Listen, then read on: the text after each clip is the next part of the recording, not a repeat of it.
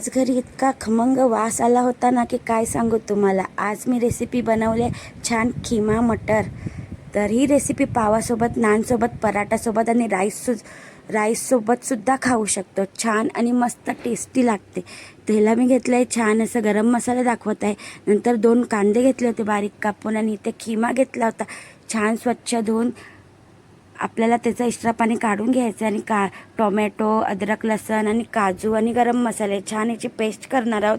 तर इथे मी कांदे बघू शकतात, कांदे किती घेतले आहे। इथे मटरसुद्धा घेतले आणि गरम मसालेसुद्धा। तर इथे मी ऑलरेडी आपली कुकर तापून घेतली आहे, त्याच्यामध्ये 2 चम्मच ऑइल घेतलं आहे। त्याच्यानंतर मी इथे अख्खे गरम मसालेसुद्धा घेतले आहे, बघू शकतात। इथे मी तेल तापल्यानंतर अख्खे मसाले ॲड केले। त्याच्यानंतर बारीक कापला होता कांदा, छान कांदा आपल्याला परतून घ्यायचा आहे एकदम छान ब्राऊन होईपर्यंत। ते मी मिक्सरमध्ये 2 चम्मच दही ॲड केले।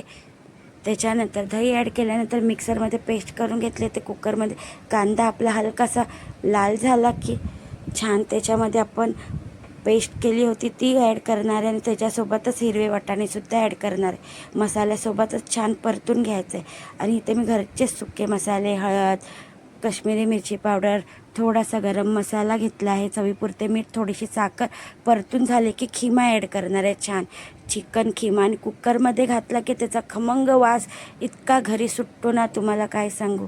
इतकी छान आणि टेस्टी रेसिपी होते।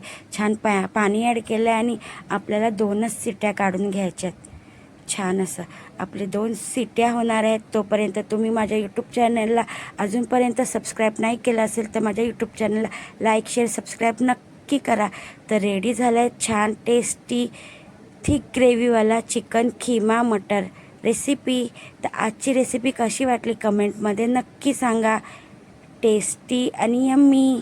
तर कोथिंबीर ॲड केली आहे, रेडी आहे आपला चिकन खिमा।